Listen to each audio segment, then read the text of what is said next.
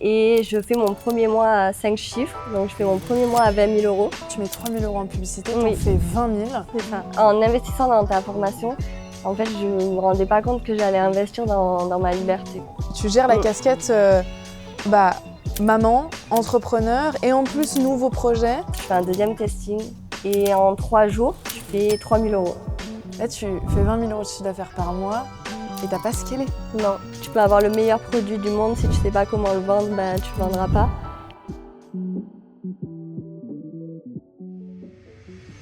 Harmonie, bienvenue. Est-ce que tu peux te présenter? Oui, je m'appelle Harmonie, je viens du sud de la France et je suis coiffeuse, une ancienne coiffeuse, parce que grâce à ta formation, j'ai pu avoir beaucoup plus de liberté et vivre aujourd'hui de ma marque e-commerce. Trop bien. Explique-nous un petit peu qui tu es, ton parcours, ce que tu as fait, ce que tu as développé. J'ai été salariée pendant 11 ans dans un salon de coiffure, dans une grande chaîne nationale.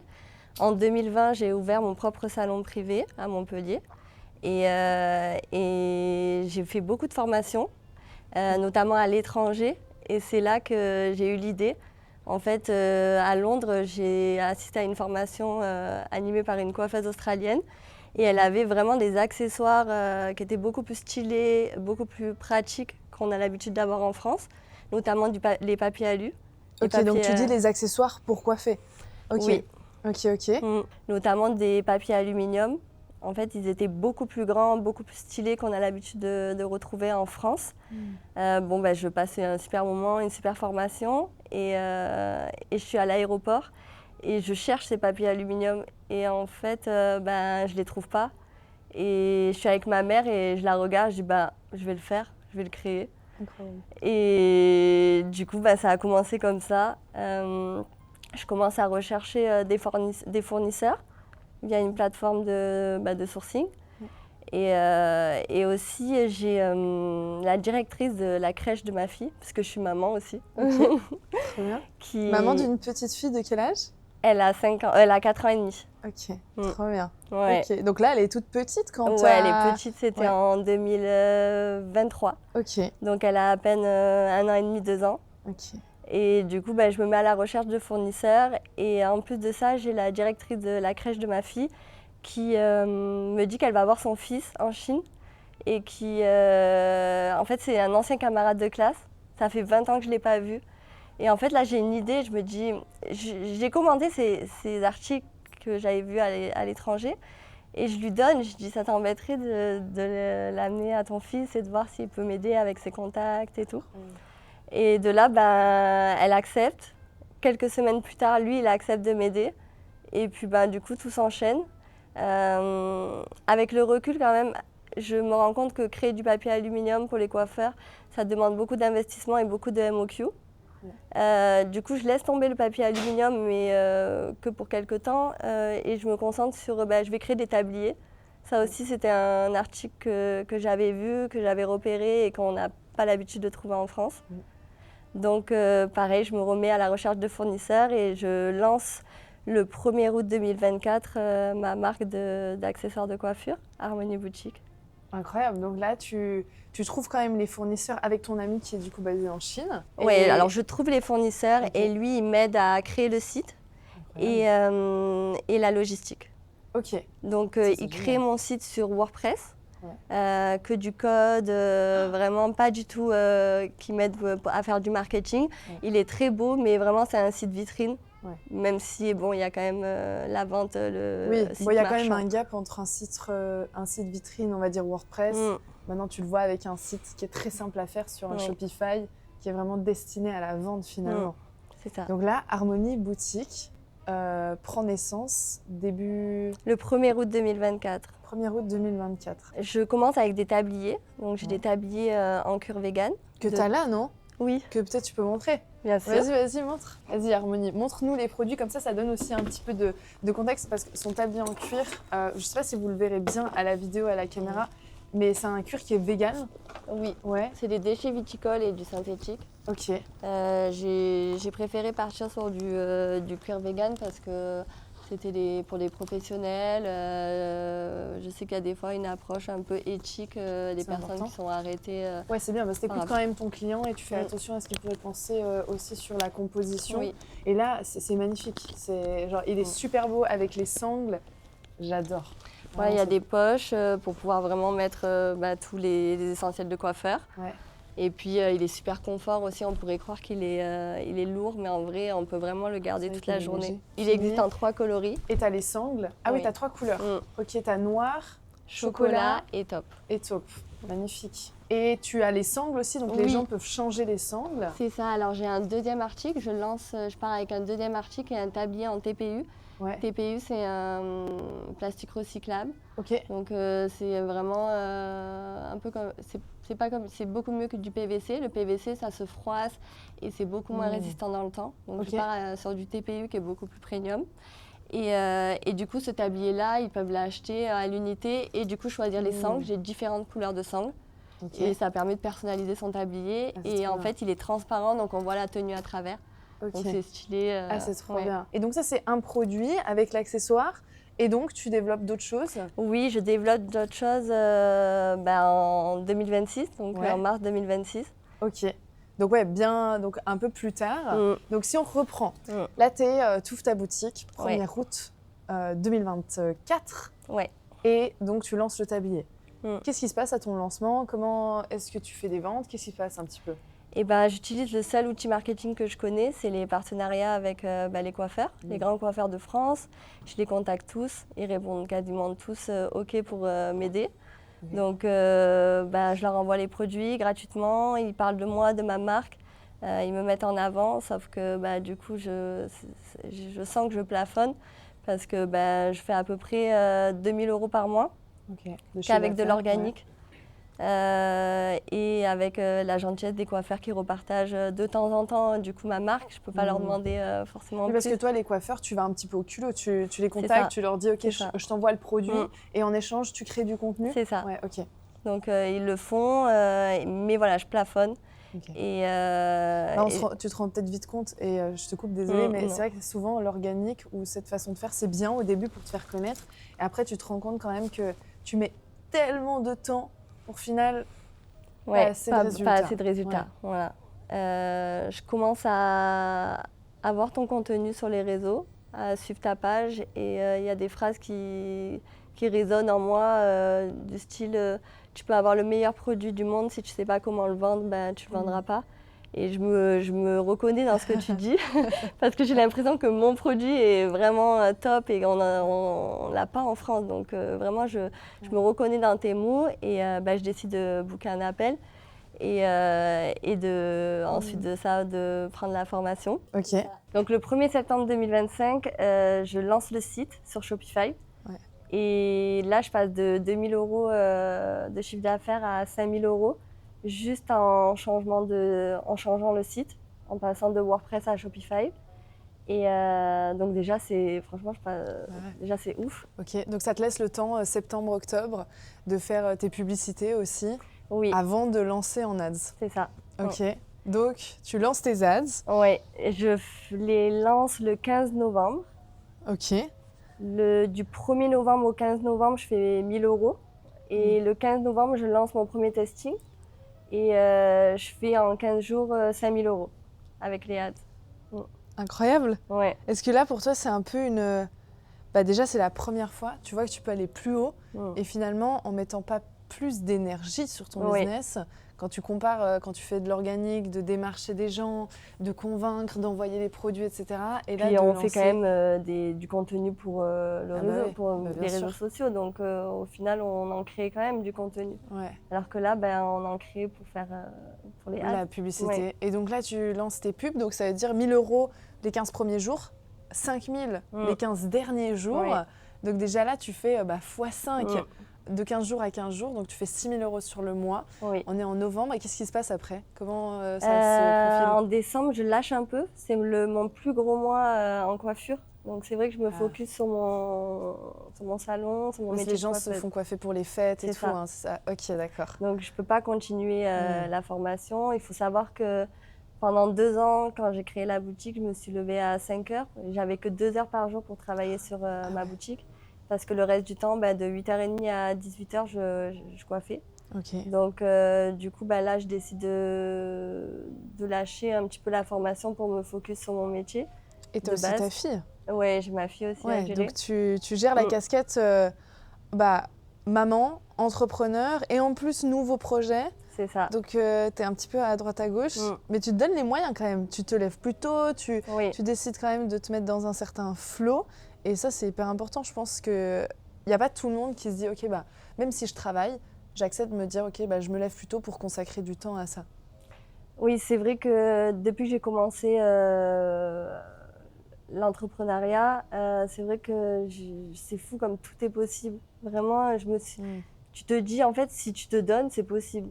Alors que quand j'étais salariée, j'avais pas du tout cette réflexion, ce mental. J'étais assez limitée dans ma vision. Alors que du moment où je suis devenue entrepreneur à mon compte, et vraiment, je me suis dit, en fait, tu as juste à te motiver et tout est possible. Et tu sais que ta réussite dépend finalement de toi et de ton propre investissement. C'est ça. Et donc, décembre, tu mets un petit peu le truc au calme.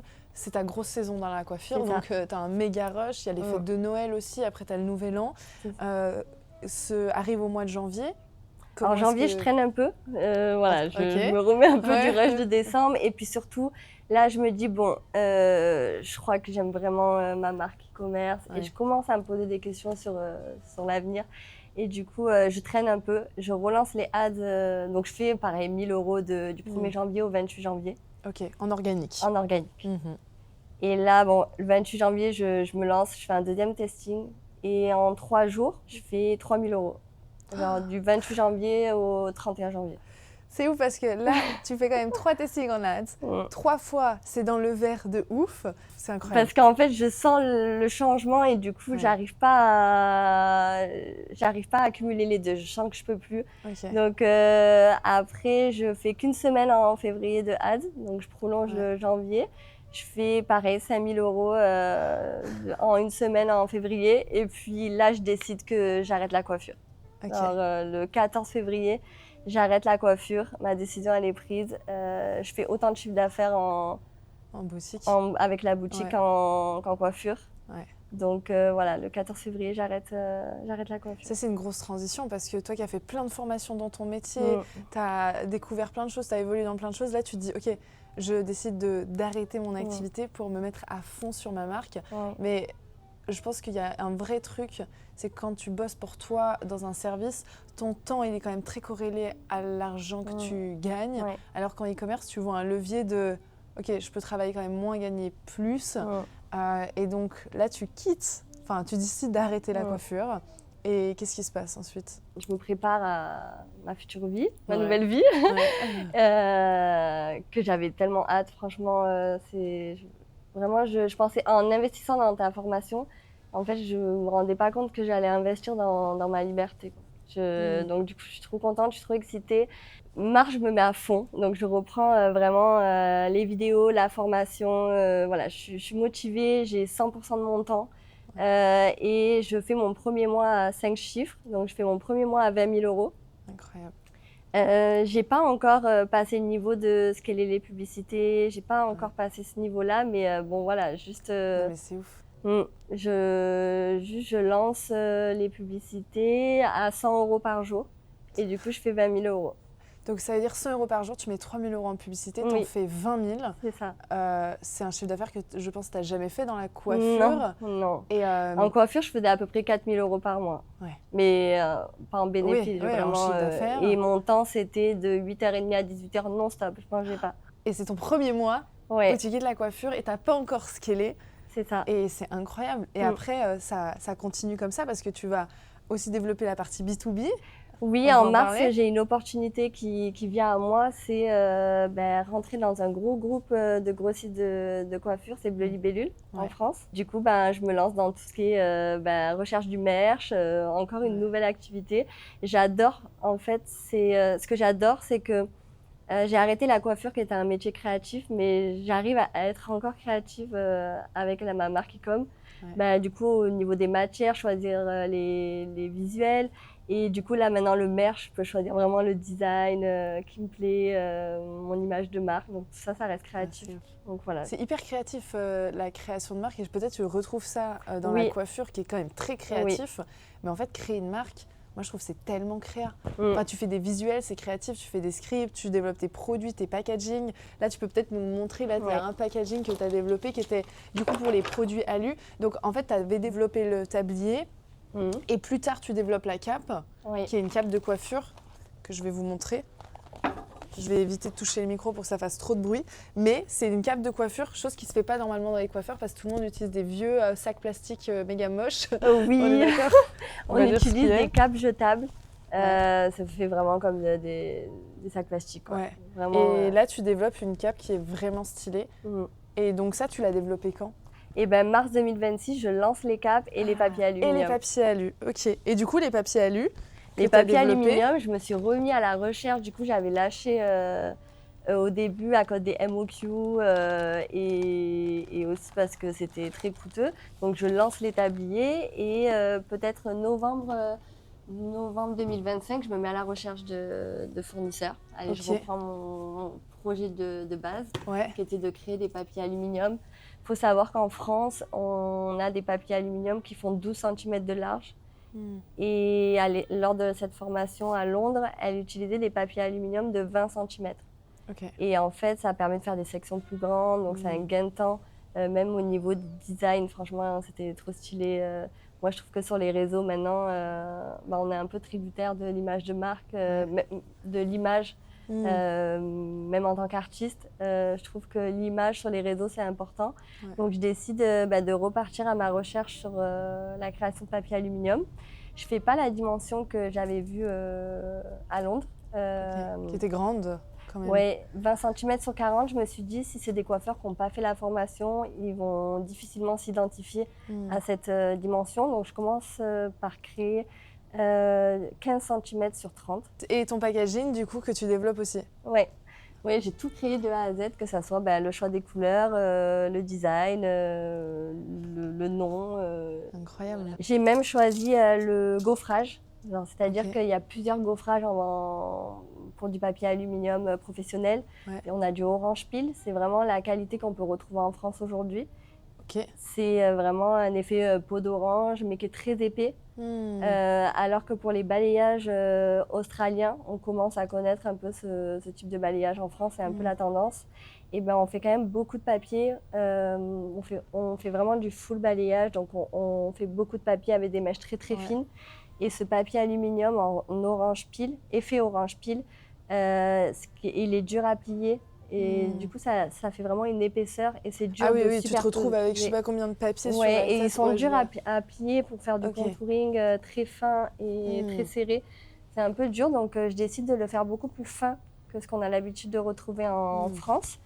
Et voilà, pour me démarquer un petit peu et lancer un nouveau concept. Et là, on parle du produit, mais finalement, le produit, tu le développes par rapport au marketing et par rapport à ton client. Parce qu'en effet, c'est important de développer des beaux produits et c'est ce que tu fais là.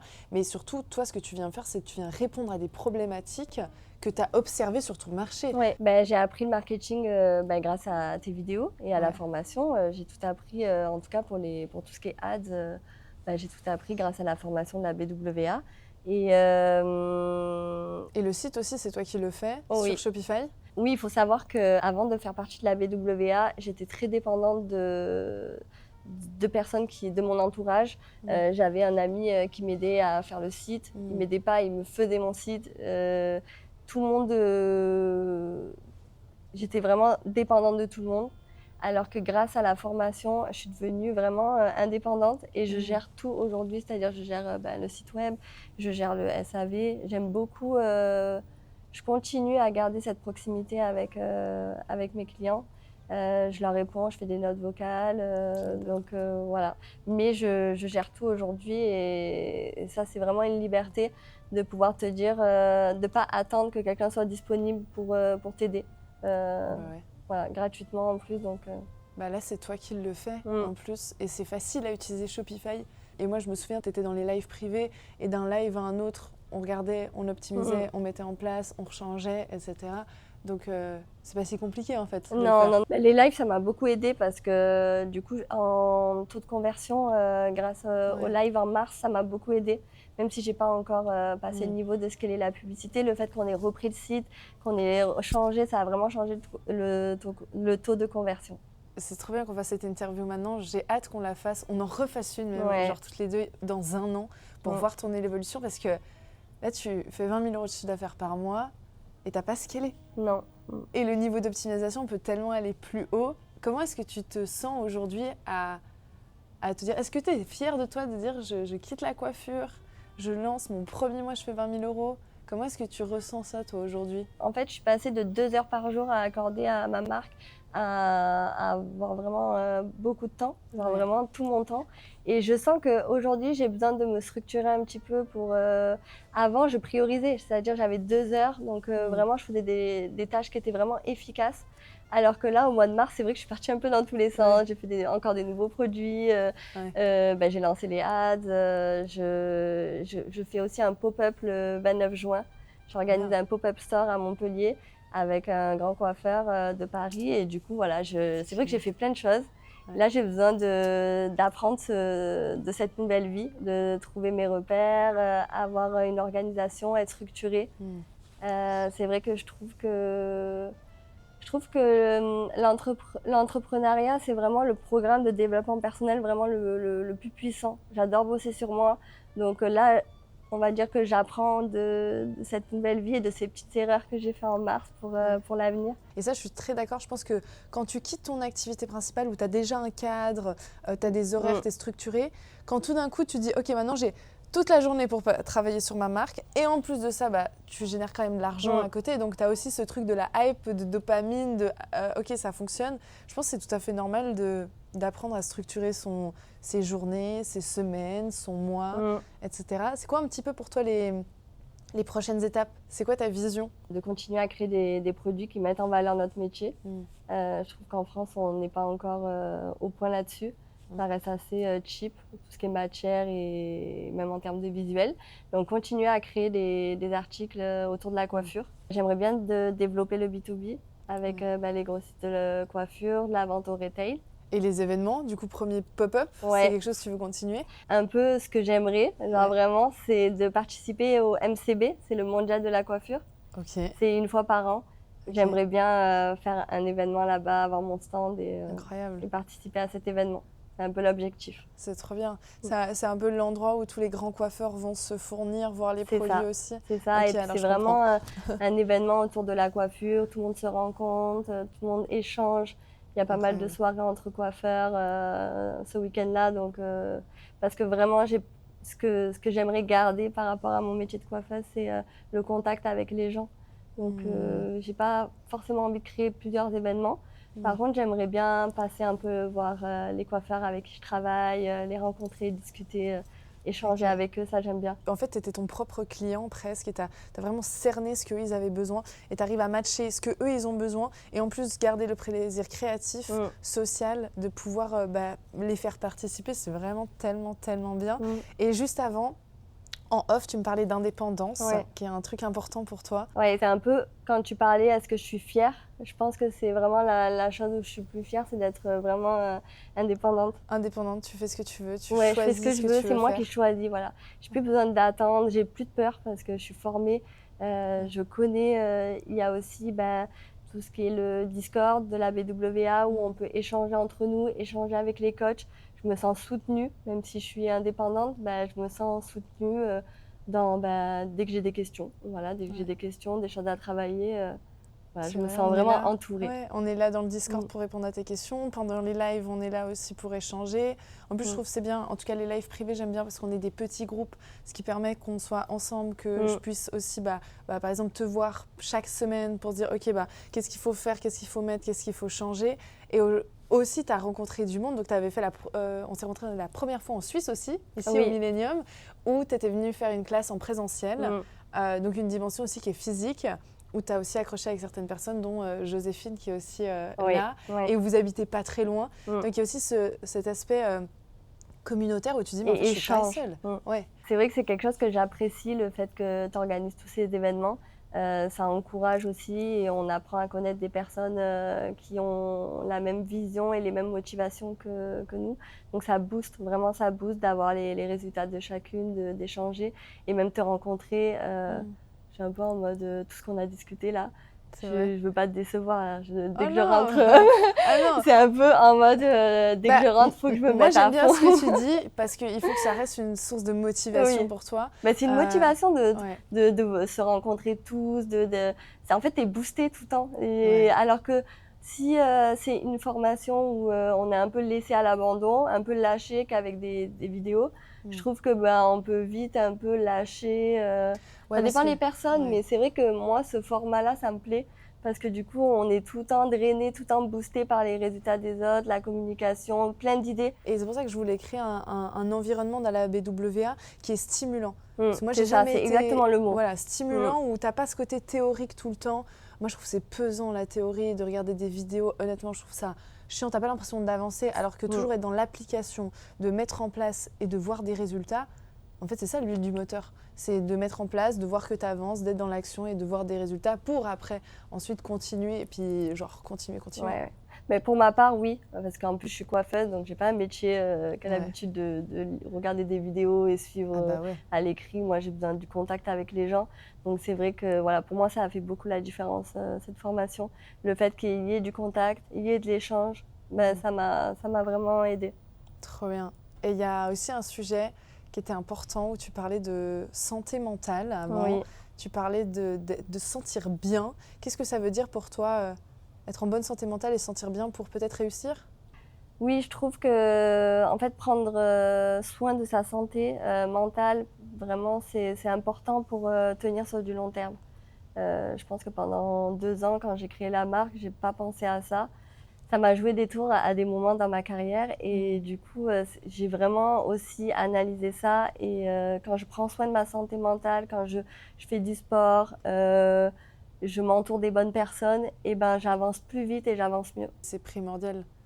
Si tu n'as pas une batterie qui est suffisamment chargée, où tu peux suffisamment te donner, être inspirée, motivée, heureuse et dans l'amour ou ce que tu veux, je pense que c'est très difficile d'avancer finalement. Donc c'est cet équilibre entre prendre soin de soi, penser à soi, et être gentil aussi avec soi. Oui. Parce que je pense que quand tu as envie d'entreprendre et aussi faire des choses, la moindre chose que tu ne fais pas ou que tu fais mal, on a tendance à s'auto-flageller ou qu'on est méchant avec soi en disant tu n'as pas fait ça, c'est pas bien, ou Dieu sait quoi. Si j'avais un truc à refaire, franchement, ça serait ça. Fêter chaque petite victoire. C'est un truc que j'ai pas fait. Et du coup, j'ai plutôt coché des listes, des tâches que je devais faire. Et j'ai pas assez fêté, même ne serait-ce qu'avoir fini le site toute seule. Toutes ces petites victoires à refaire, je les fête pour vraiment savourer, être dans la gratitude au quotidien. Et ça te permet d'être dans l'instant présent et de conscientiser aussi le résultat de ce que tu as travaillé et pas juste s'attarder sur ce qui va pas ou ce qui va moins bien. C'est ce que tu dois faire, tout ce qui te reste à faire, du coup c'est plus démotivant. C'est un vrai sujet. Et aujourd'hui, les personnes qui nous regardent, si tu avais des conseils à leur donner ou un conseil, les gens ils ont peut-être peur de se lancer, ils ont peut-être des doutes, peut-être qu'ils sont dans la coiffure comme toi ou peut-être qu'ils sont dans un autre métier et que peut-être ils se retrouvent en ce que tu dis. Qu'est-ce que tu aimerais leur conseiller aujourd'hui? De se lancer, vraiment, que tout est possible quand on est entrepreneur. Alors, en fait, même s'ils sont salariés aujourd'hui et qu'ils n'ont pas cette vision, vraiment, je pense que quand on démarre, même si c'est à petite échelle ou même si juste on prend l'initiative de se lancer sur quelque chose ou d'arrêter ce qu'on n'aime plus, notre vision, ça change vraiment. Donc déjà de se lancer. De deux,